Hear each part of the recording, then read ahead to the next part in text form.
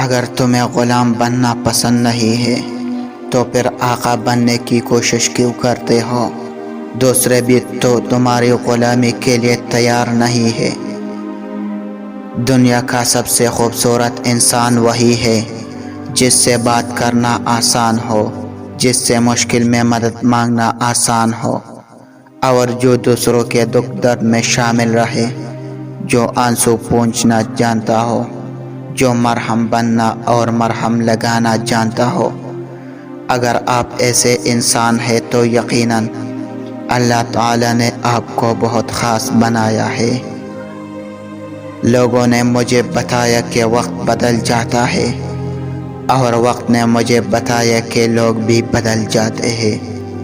ضروری نہیں جو آج تمہارے ساتھ ہے وہ کل بھی ساتھ رہے گا، اسی لیے اکیلے چلنا سیکھ لو۔